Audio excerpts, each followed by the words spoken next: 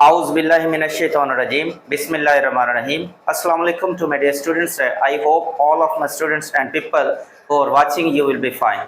Students, now we are going to have our first year mathematics. आज का जो हमारा है फर्स्ट ईयर मैथमेटिक्स है जो कि चेंज हो चुका है 2025 का मैथमेटिक्स है, तो इसको हम लोग आज डील करने जा रहे हैं।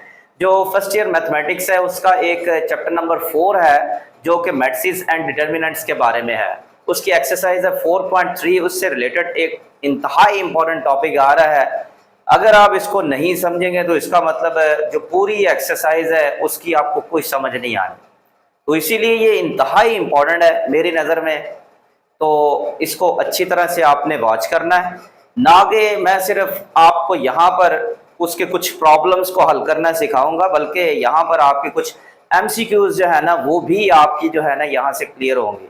ख़ास तौर पर जो इंजीनियरिंग टेस्ट जिन्होंने आगे जाके एग्ज़ाम परफॉर्म करना, तो उसको बहुत ज़्यादा उनके लिए ये सपोर्टिव लेक्चर हो सकता है। तो इसको अच्छी तरह से आपने देखना है। और दूसरा, जब आप लोग इसको वॉच करने लगते हैं तो इसको एटलीस्ट 360 पर फिक्सअप किया करें और इसको हॉरिजॉन्टली देखा करें, तब जाके आपको बिल्कुल सारी क्लियर जो चीज़ें हैं ना वो वाज़ेह तौर पर नज़र आएंगी। तो स्टार्ट करने से पहले एक और चीज़ मैं आपसे रिक्वेस्ट करूंगा, जो मेरा YouTube चैनल है, अगर आपको चीज़ अच्छी लगे तो उसको लाइक भी किया करें, अपने कमेंट्स जो है ना वो भी शेयर किया करें और साथ इसको सब्सक्राइब भी किया करें। अब चलते हम लोग इसको स्टार्ट करते हैं। हमारा आज का टॉपिक है सिस्टम ऑफ लीनियर इक्वेशंस। हम लोग सीखेंगे सिस्टम ऑफ लीनियर इक्वेशंस क्या होता है। सबसे पहले हम लोग जानेंगे लीनियर इक्वेशंस क्या होता है। अब लीनियर इक्वेशंस क्या होता है पहले मैं यहाँ पर कुछ आपको बताऊंगा चीजें, उसके बाद नेक्स्ट हम लोग आगे फर्दर चलेंगे। An equation of the form ax equals to k where a and k both are belongings to set of real numbers but a does not equal to 0. These are such equation is said to be a linear equation.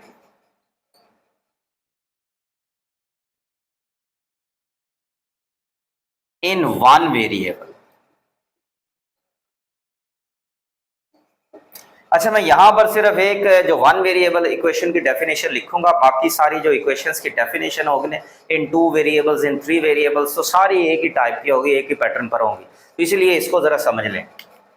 ऐसी तमाम equations जो इस form में लिखी जाती हैं, x equals to k where a and k both are belongings to set of the real numbers, a does not equal to 0, ऐसी तमाम इक्वेशंस को हम लोग बोलते हैं ये लीनियर इक्वेशंस हैं इन वन वेरिएबल। अब लीनियर क्यों है, उसकी एक वजह, यहाँ पर जो वेरिएबल दिया जा रहा है x, उसकी पावर मैक्सिमम हमारे पास 1 आ रही है।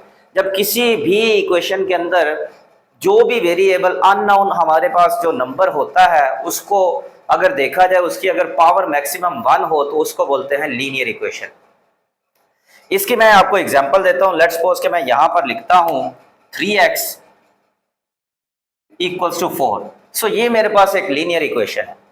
इसी तरह नंबर 2 में ये है, मैं एक और इक्वेशन लेता हूं जैसा कि ax plus by equals to है k where a b and k all are belongings to set of real numbers, a b does not equal to 0।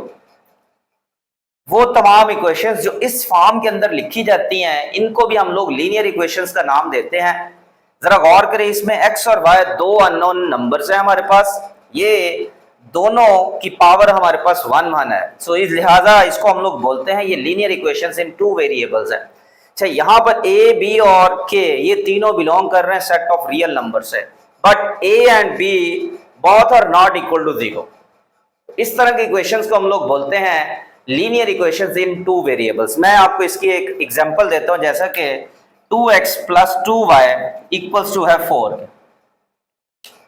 Number 3, अगर कोई भी इक्वेशन इस फॉर्म में लिखी जाए ax plus by plus cz equals to k के हो, a b c and k all are belonging to set of real numbers but a, b and c all are not equal to 0। इनमें से कोई भी ऐसा हो जो कि 0 के इक्वल ना हो, a, b और c कोई भी 0 के इक्वल ना हो, जबकि a, b और c और k ये सारे के सारे चारों के चारे सेट ऑफ रियल नंबर से बिलोंग कर रहे हो, तो इस फॉर्म में जो हमारे पास इक्वेशन लिखी जाती है इसको भी अब जरा गौर करें। x, y और z ये तीनों हमारे पास वेरिएबल्स हैं, इनकी सबकी पावर 1 1 है, डिग्री 1 1 है, एक्सपोनेंट 1 1 है, इसीलिए हम लोग बोलते हैं ये लीनियर इक्वेशन इन 3 वेरिएबल्स है। अच्छा, अब यहां पर इसलिए कहा गया ए, बी और सी कोई भी इनमें से 0 ना हो। अगर फर्ज करते मैं ए को 0 कर देता हूं, बी और सी को नहीं करता, तो बी और सी मेरे पास आगे इन 2 वेरिएबल्स बन जाएगी। इन 3 वेरिएबल्स की मैं बात कर रहा हूं। इसी तरह आप टर्म्स को बढ़ाते जाएं, नंबर ऑफ अननोन्स को बढ़ाते जाएं, तो आपके पास लीनियर इक्वेशंस बनती चली जाएंगी, और जितने टर्म्स आप बढ़ाते चले जाएंगे, नंबर ऑफ अननोन्स बढ़ाते चले जाएंगे, उतने वेरिएबल्स की इक्वेशन का आप उसको नाम देते चले जाएंगे। तो अब जरा गौर करें कि ये सारी की सारी मैंने जो आपको एग्जांपल्स दी हैं यहां पर मैंने लिखी हैं, ये सारी की सारी लीनियर इक्वेशंस है। अब ये भी linear equation in 1 variable, in 2 variables, इसी तरह इन 3 वेरिएबल्स में मैं यहां पर एक एग्जांपल देता हूं, 2x - 3y + 4z = है 10 के आ गया। अब जरा गौर करें, ये जो हमारे पास इक्वेशन है 3x = 4, बेसिकली हर जितनी भी इक्वेशंस होती हैं, लीनियर इक्वेशन हो, कोई भी इक्वेशन है, क्वाड्रेटिक हो, उसका कोई ना कोई तो सॉल्यूशन होता है। सॉल्यूशन क्या होता है? सॉल्यूशन बेसिकली एक वो वैल्यू होती है जो दी गई इक्वेशन को क्या करती है, सेटिस्फाई करती है। अब यहाँ पर अगर इस इक्वेशन को देखा जाए तो इसका सॉल्यूशन हमारे पास क्या आएगा? इसका सॉल्यूशन हमारे पास 4/3 होगा। ये है 3x है = 4 है। अब मैं यहां से सॉल्यूशन निकालना चाहूं तो मैं अगर ऐसा करता हूं, x की जगह 4/3 लिख दूं तो 3 3 से कैंसिल हो, 4 = 4 आ जाएगा।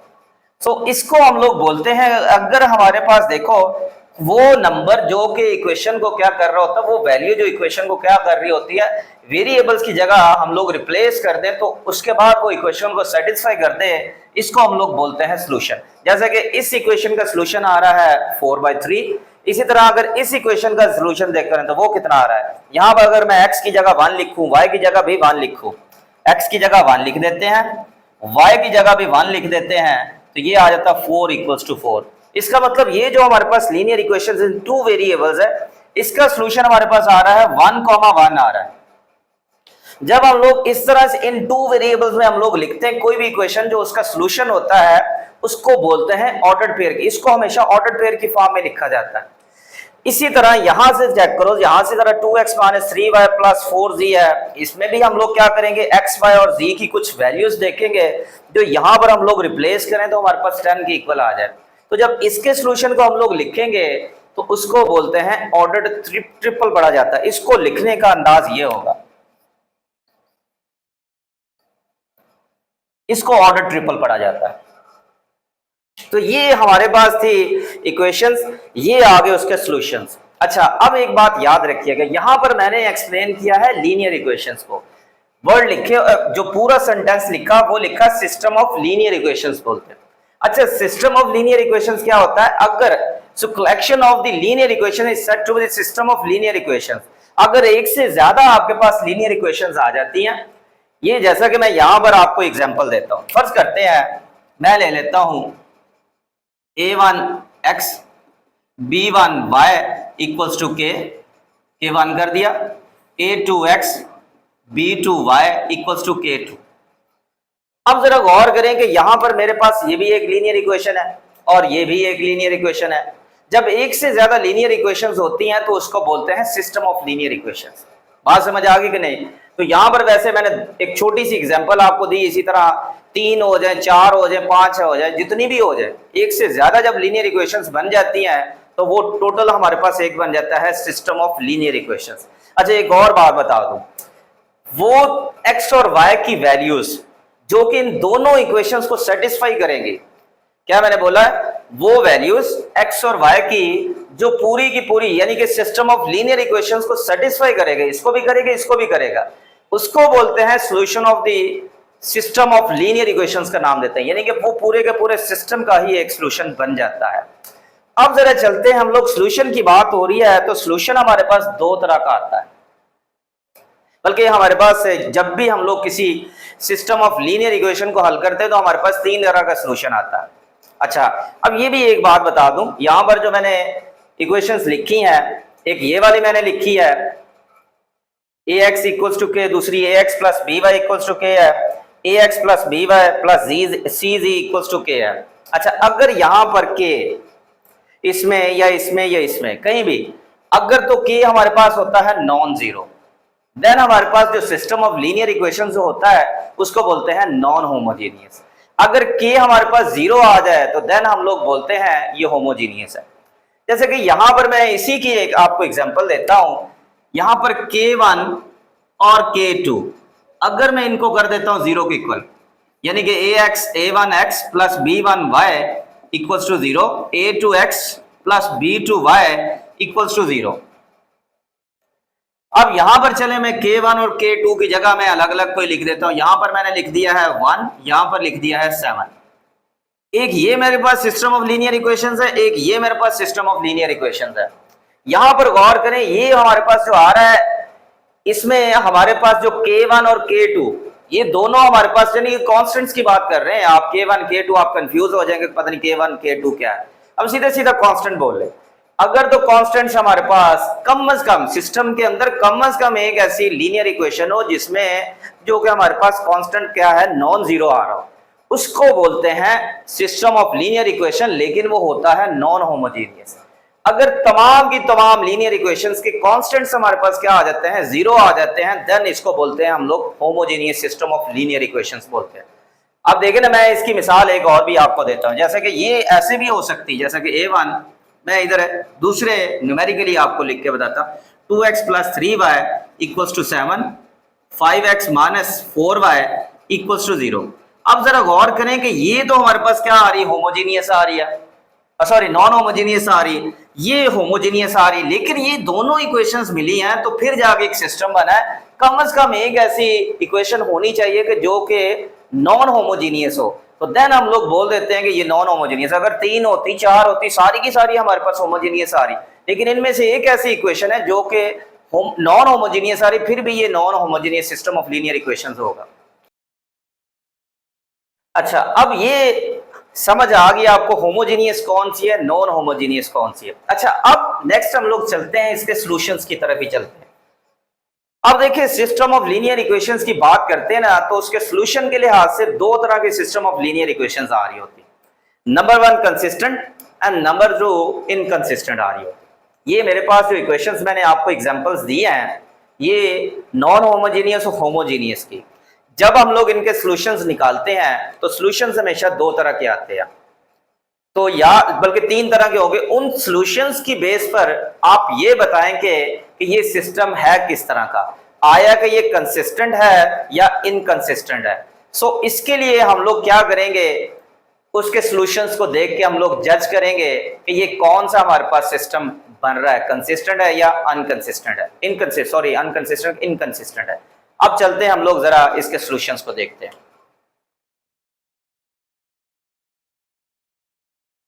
अच्छा, अब हमने जज करके बताना है कि जो हमारे पास सिस्टम ऑफ लीनियर इक्वेशंस आ रहा है, आया कि ये कंसिस्टेंट है या इनकंसिस्टेंट है।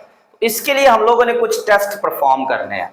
अब वो टेस्ट किस तरह से होंगे, सॉल्यूशंस की बेस पर हम लोग डिसीजन देंगे। नंबर 1,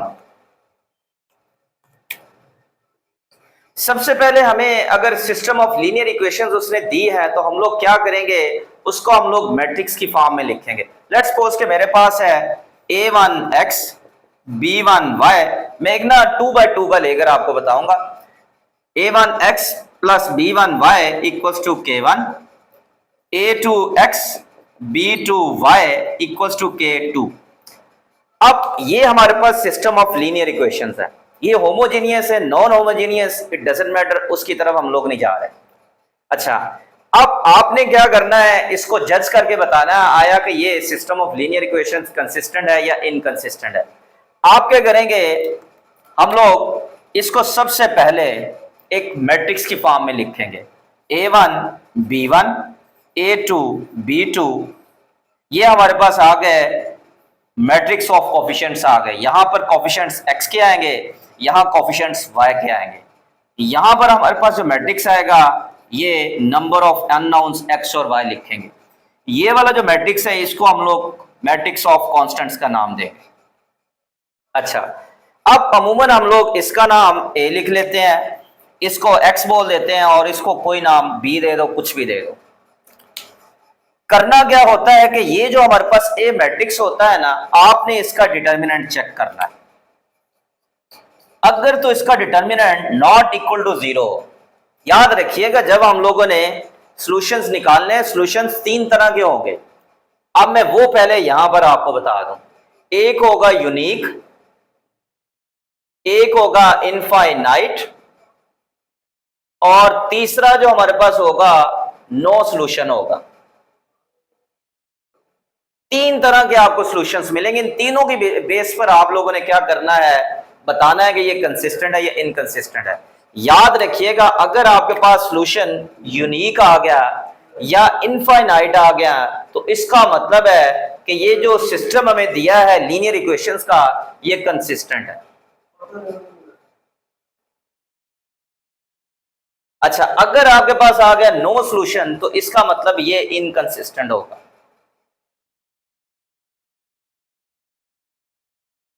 ठीक हो गया। सो तीन तरह के सॉल्यूशंस की बेस पर आप बताएंगे। देखिए ना, मैंने आपको बताया है कि आपको सिस्टम ऑफ लीनियर इक्वेशंस दिया जाएगा, आपने करना क्या है, आपने उसको पहले मैट्रिक्स की फॉर्म में लिखना है, इसको और इसको और इसको कोई ना कोई नाम दे देना है। इसको ए बोल दिया, इसको एक्स बोल दिया, इसको बी। हमें ए से वास्ता है, हमने सिर्फ ए ले लेना। अगर तो ए आया नॉट इक्वल टू 0 तो देन हमारे पास सॉल्यूशन होगा यूनिक। अच्छा, अगर यूनिक होगा तो इसका मतलब कंसिस्टेंट होगा। ये हमारे पास टेस्ट परफॉर्म करेंगे, पहले डिटर्मिनेंट ले लें। अच्छा, एक ये वाला टेस्ट है, दूसरा एक और टेस्ट भी शेयर कर देता हूं। नंबर 2, हम लोग एक और मैट्रिक्स लेंगे। अच्छा, ये मैट्रिक्स तो हम लोग सिंपल यहां पर बताएंगे, अगर आपको यूनिक है तो फिर तो आपकी जान वैसे छूट जाएगी, डिटर्मिनेंट लेके बता दें। एक और भी वैसे टेस्ट है, वो टेस्ट क्या होगा, आप एक मैट्रिक्स बनाएंगे A1 B1 A2 B2, ये हमारे पास मैट्रिक्स ऑलरेडी, इसका आपने एक बनाना है ऑगमेंटेड मैट्रिक्स। अब ऑगमेंटेड मैट्रिक्स कैसे बनाते हैं, ये हमारे पास है K1 और K2 कांस्टेंट्स, वो इसमें हम लोग ऐड कर देते हैं। अब यहां से लेकर यहां तक तो हमारे पास है ए मैट्रिक्स, यहां से लेकर यहां तक हमारे पास है ए बी मैट्रिक्स, इसको बोलते हैं ऑगमेंटेड मैट्रिक्स।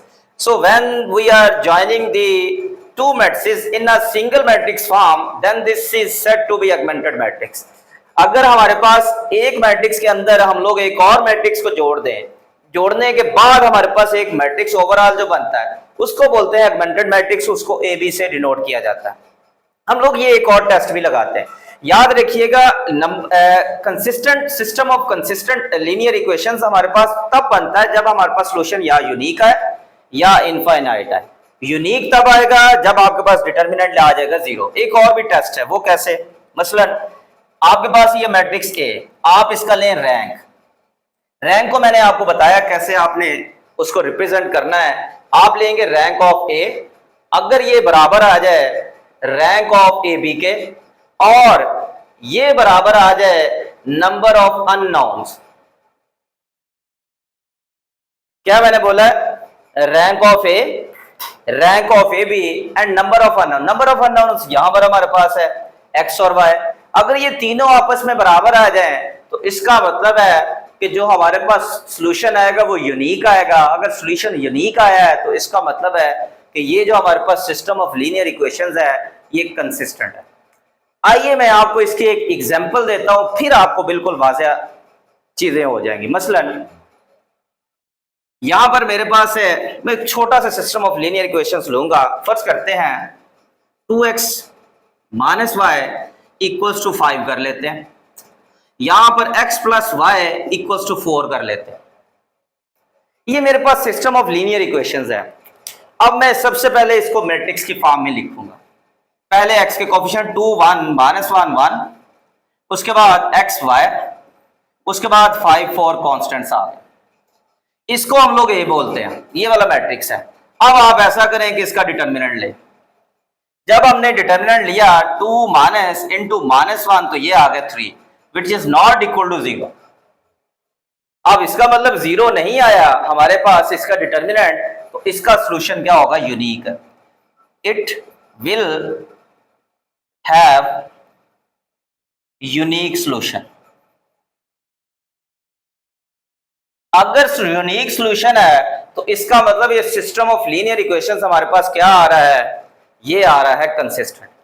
अब जरा गौर करें, जो हमारे पास सॉल्यूशंस निकलने हैं इसके, ये दोनों इक्वेशंस जो हमारे पास आ रही हैं, इसमें जो x और y की जगह हम लोग सॉल्यूशन को लगाएंगे, जो भी वैल्यूज होंगी, ये दोनों को ही सेटिस्फाई कर रहे होंगे। आप देखें ना, मैं इसका दूसरा अगर टेस्ट परफॉर्म करने की जरूरत है तो वो भी कर लेंगे, बाकी ये है कि हमारे पास टाइम कम है, तो ये जो दूसरे वाला टेस्ट जो मैंने अभी आपको बताया है, ये हम लोग परफॉर्म करते हैं इनफाइनाइट के लिए। सो वहां पर मैं थोड़ा सा वाज़ा करूंगा, फिर आपको मजीद इसकी कंफर्मेशन हो जाएगी। अच्छा, ये तो मैंने आपको बताया है कि अगर आपके पास सोल्यूशन आ जाए यूनिक। अच्छा, नंबर 2,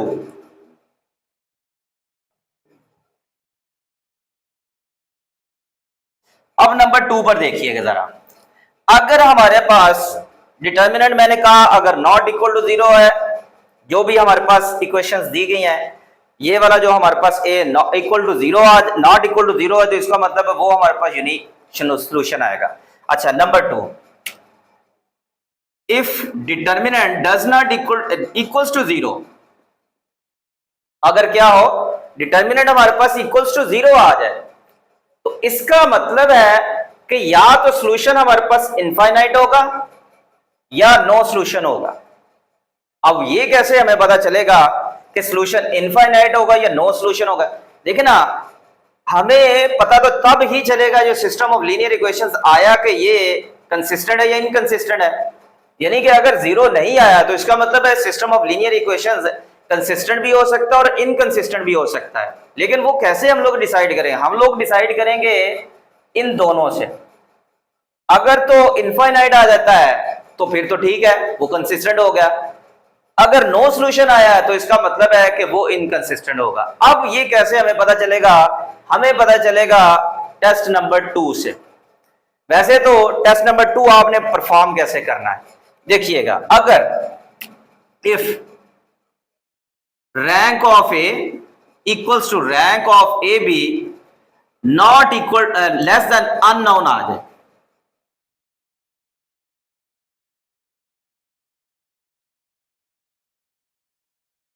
ठीक हो गया। अगर तो हमारे पास क्या हो, rank of A and rank of A B ये दोनों एक जैसे हो, लेकिन less than number of unknown से आए, इसका मतलब है कि हमारे पास जो सॉल्यूशंस आ रहे हैं वो इनफाइनाइट होंगे। अब इनफाइनाइट होने की वजह से सिस्टम बन जाएगा इनकंसिस्टेंट हो जाएगा। इनकंसिस्टेंट तो सिर्फ आखिरी हमारे पास ऑप्शन है।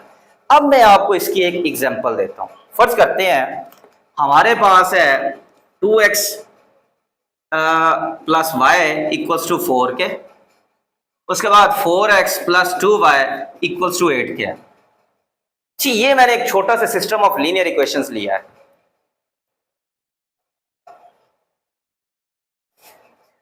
हम लोग क्या करेंगे, सबसे पहले इसको मैट्रिक्स की फॉर्म में कन्वर्ट करेंगे। ये है 2 4 1 2, यहां आ गया x y और यहां आ गया 4 8। अब ये इसको हमने a बोला हुआ। अच्छा, अब इसका हम लोग लेते हैं डिटर्मिनेंट। सो 4 माइनस 4 क्या आ गया? 0। इसका मतलब है कि अगर हमारे पास डिटर्मिनेंट आ गया 0, इसके अंदर दो सॉल्यूशंस छुपे हैं, दो चीजें छुपी हैं। या तो इनफाइनाइट सॉल्यूशंस हैं या हमारे पास सॉल्यूशन है ही नहीं। दो तरह की चीजें मिलेगी। अच्छा, अब इसके लिए हमें दूसरा टेस्ट परफॉर्म करना पड़ेगा, वो है ये वाला टेस्ट। अब ये कैसे हम लोग टेस्ट लगाएंगे? हम लोग सबसे पहले, ये तो ए हमारे पास मैट्रिक्स आ गए, इसका हम लोग ए बी मैट्रिक्स भी निकालेंगे। इसका ऑगमेंटेड मैट्रिक्स भी हमें बनाना पड़ेगा। अब हम लोग वो भी बनाएंगे। अब इसके लिए मैं यहां से कुछ रेज कर देता हूं चीजें, ताकि आसानी से हम लोग लिख सकें।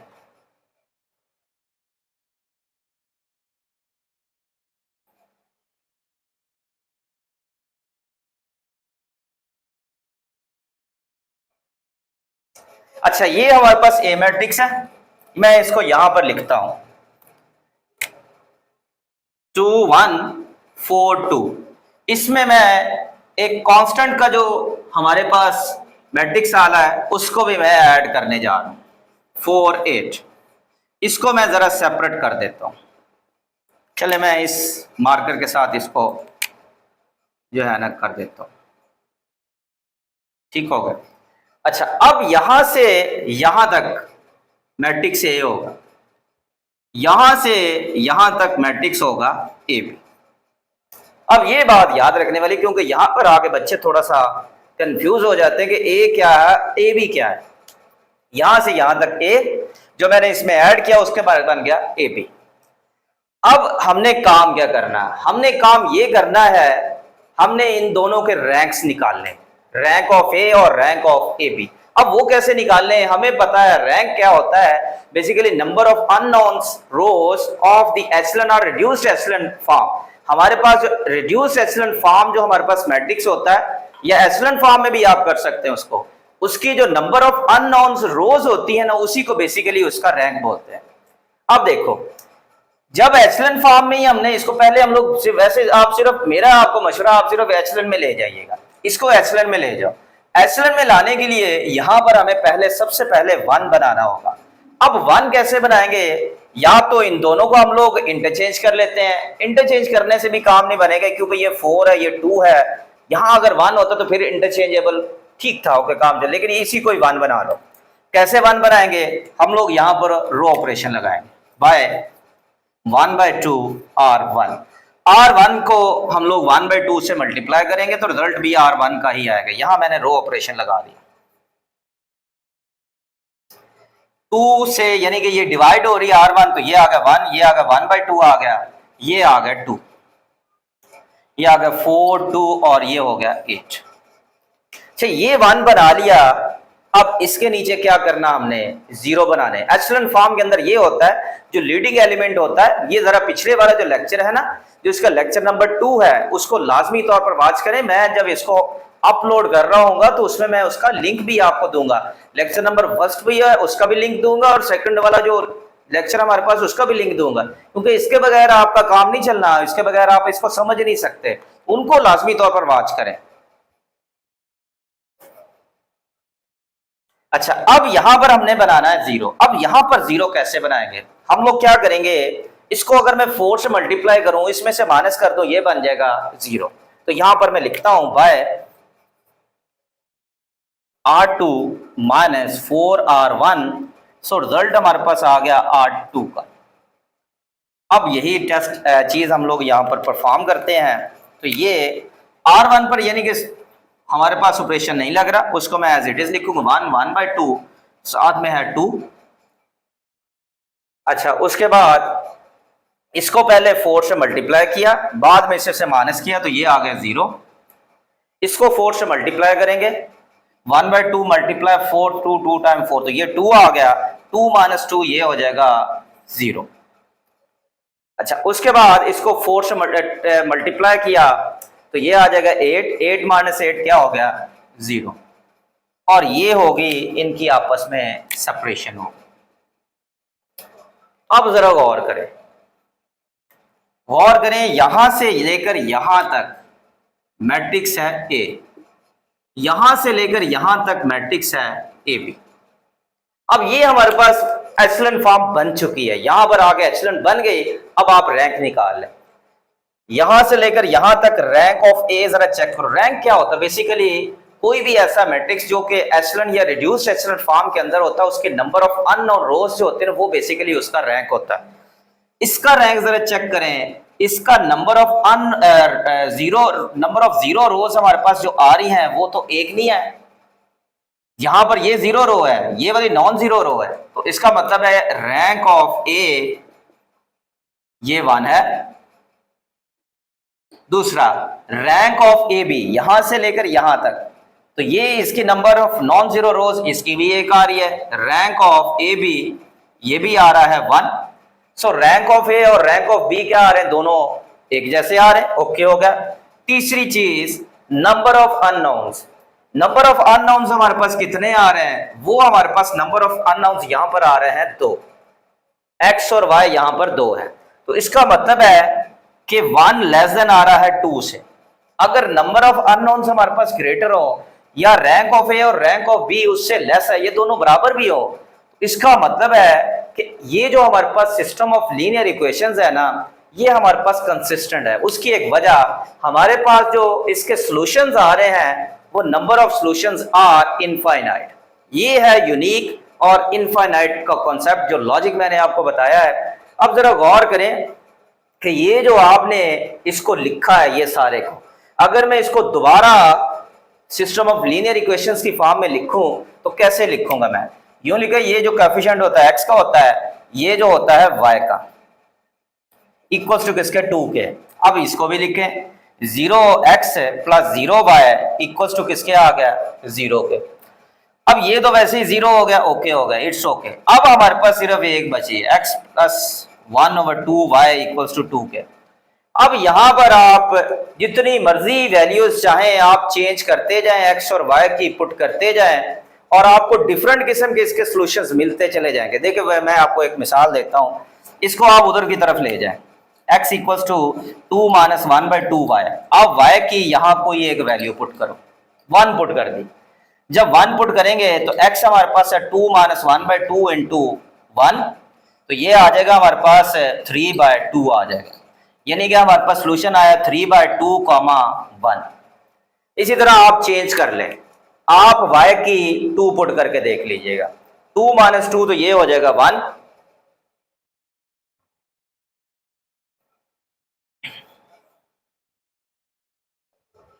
आप यहां इसकी 2 पुट करें, y इक्वल्स टू 2 कर लें। सो जब y इक्वल्स टू 2 करेंगे, x इक्वल्स टू 2 - 1/2 इंटू 2, ये कैंसिल हुआ, x इक्वल्स टू 2 - 1 तो ये 1 आ गया, x 1 आया और y 2 आ गया। अब इसी तरह आप पुट करते जाए, आपको सॉल्यूशंस मिलते चले जाएंगे। अब सॉल्यूशन बेसिकली क्या होता है? सॉल्यूशन बेसिकली वो हमारे पास वैल्यूज होती हैं जो कि दी गई इक्वेशन को क्या करती हैं? सेटिस्फाई करती हैं। अब यहां पर ये वाला सॉल्यूशन जो आया है, आप यहां पर पुट करके देखें, x plus 1/2y equals to 2 के। x हमारे पास कितना है? 3/2 प्लस 1/2 y 1 इक्वल्स टू 2 के। इसका एलसीएम लिया 2, तो 3 plus 1 equals to 2, 4/2 equals to 2, 2 equals to 2। लो, इसने सेटिस्फाई कर दिया। इसी तरह 1, 2 भी पुट करके देखें आप, 1, 2 पुट करें, 1 प्लस 1/2 इंटू 2 इक्वल्स टू 2, ये से खत्म होकर 2 इक्वल्स टू 2। ये तो मैंने चंद एक वैसे वैल्यूज लिया है, एक दो वैल्यूज लेकर मैंने आपको चेक करवाया है, इसके जो सॉल्यूशंस हैं निकलते चले जा रहे हैं। इसीलिए इसको बोला गया है number of solutions are infinite. अगर नंबर ऑफ सॉल्यूशंस इनफाइनाइट होते हैं तो इसका मतलब इस सूरत में भी ये क्या हो जाएगी, हमारे पास कंसिस्टेंट ही होगी। दो तरह के अगर सॉल्यूशंस निकले हैं तो कंसिस्टेंट होगी। नंबर 1 यूनिक, और यूनिक की मैंने आपको एग्जांपल दी। नंबर 2 जो आपके पास सिस्टम होगा वो उसका जो सॉल्यूशन आएगा वो इनफाइनाइट होगा। अगर इनफाइनाइट आ गए तो फिर भी वो कंसिस्टेंट होगी। और तीसरा जो हमारे पास है वो हमारे पास नो सॉल्यूशन आएगा। अगर नो सॉल्यूशन आ गया तो इसका मतलब है जो हमारे पास सिस्टम ऑफ लीनियर इक्वेशंस है ये हमारे पास आ रहा है इनकंसिस्टेंट। अब मैं उसकी एक छोटी सी आपको एग्जांपल देता हूं, उसके थ्रू आप समझ जाएंगे कि ये कैसे हम लोगों को पता चलेगा कि नो सॉल्यूशन आ रहा है।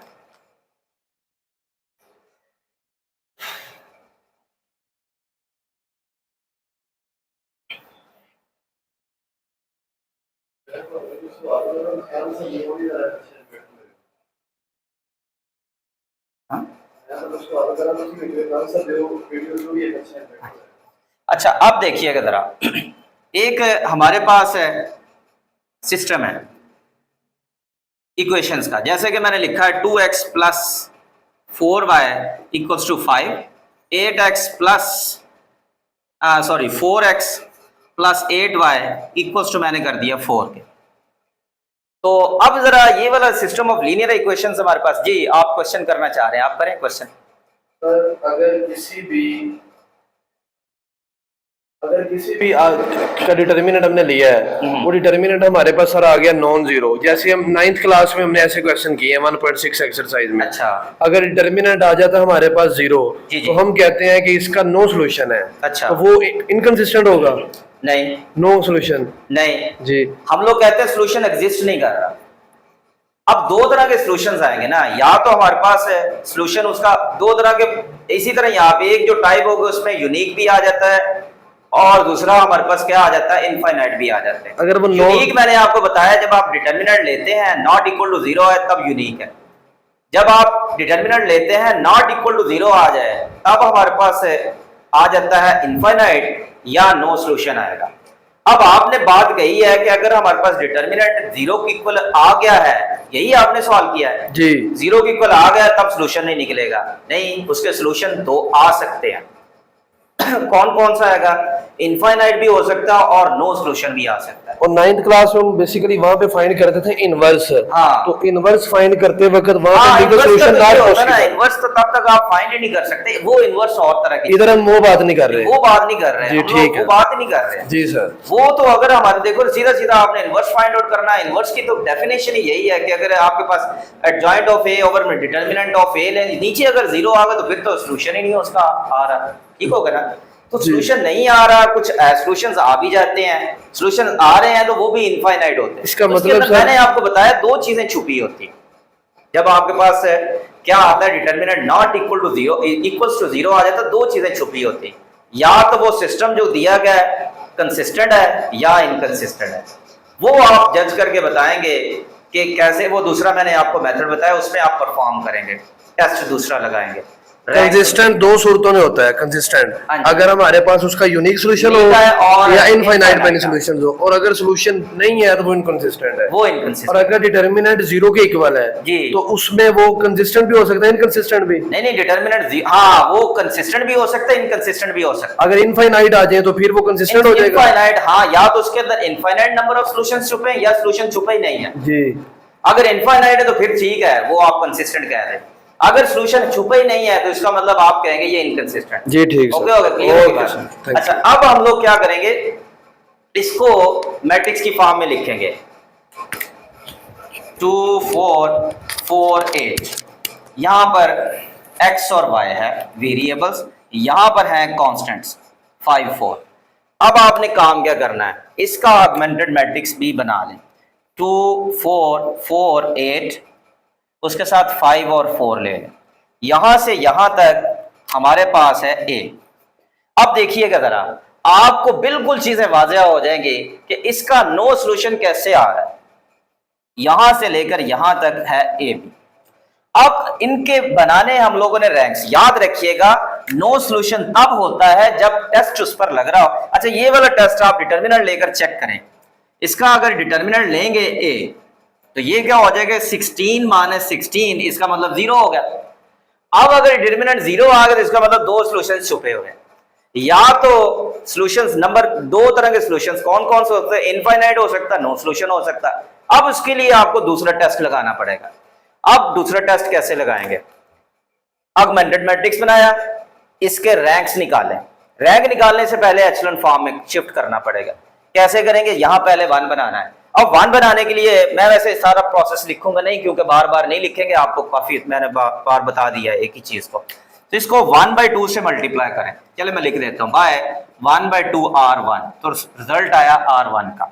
सो 1/2 से मल्टीप्लाई करेंगे, यहां 1 बनाने के 1 2 और ये आ गया 5/2, और ये हम लोग एज इट इज लिखेंगे, ये होगी सेपरेशन। अब यहां पर हमने नीचे भी 0 बनाने, अब नीचे 0 बनाने के लिए करना क्या होगा, ये चूंकि लीडिंग एलिमेंट उसके नीचे पहले 0 बना लेने हैं। आप वो लेक्चर लाजमी वॉच करें। इसको पहले 4 से मल्टीप्लाई करेंगे bye R2 minus 4R1, so result आया R2 का। अब जरा देखिएगा, ये मेरे पास रो ऑपरेशन लग रहा है, याद रखिएगा ये रो ऑपरेशन। अब ये 1 2 5/2 ये तो एज इट इज लिखेंगे। अच्छा, इसकी तरफ आ जाए, ये आ गया 0, 4 से मल्टीप्लाई 4 माइनस 4 0, इसको 4 से मल्टीप्लाई किया 8, 8 माइनस 8 क्या होगा 0, इसको 4 से मल्टीप्लाई करेंगे 5/2 मल्टीप्लाई 4 2 2 4, ये आ गया 10। सो 4 माइनस 10 तो ये बन जाएगा -6। अब जरा गौर करो, ये है हमारे पास ए बी, ये यहां से लेकर यहां तक ये है ए। अब मैंने आपको बताया अगर डिटर्मिनेंट नॉट इक्वल टू 0 आया, इक्वल टू 0 आ गया है तो इसका मतलब है सॉल्यूशंस इनफाइनाइट होंगे और दूसरा क्या होगा, नो सॉल्यूशन होगा। अच्छा, इनफाइनाइट के लिए मैंने अभी आपको बता दिया रैंक का वो टेस्ट, इस यहां पर भी रैंक का टेस्ट लगा लेते हैं।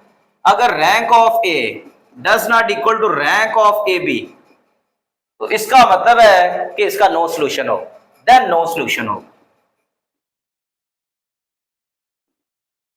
आप जरा गौर करें, इसको चलें आप छोड़ें, आप इस टेस्ट को ना लें।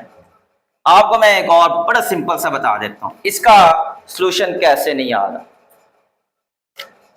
गौर करें, ये वाली अगर इसको हम लोग क्या करें, मैट्रिक्स फॉर्म में लिखें 0x + 0y equals to -6, so 0 does not equal to -6। गौर करें, यहां पर कोई ऐसा हमारे पास नंबर नहीं है जो कि -6 इक्वल 0, तो -6 के इक्वल हो ही नहीं सकता, तो इसीलिए हम लोग बोलते हैं कि इसका सॉल्यूशन आएगा ही नहीं। सो इस चीज की वजह से ये इसका सॉल्यूशन नहीं आ रहा। अगर सॉल्यूशन नहीं आ रहा तो इसका मतलब है सिस्टम ऑफ लीनियर इक्वेशंस हमारे पास क्या है, ये इनकंसिस्टेंट है। सो उम्मीद है आपको इसकी बड़ी अच्छी तरह से समझ आ चुकी होगी। इसको समझने के लिए आपको चाहिए कि लेक्चर नंबर 1 और लेक्चर नंबर 2 उसको आप लोग लाजमी तौर पर वॉच करें, क्योंकि वहाँ पर चीज़ें काफ़ी सारी छुपी हुई है, वहाँ पर मैंने बताई हुई हैं।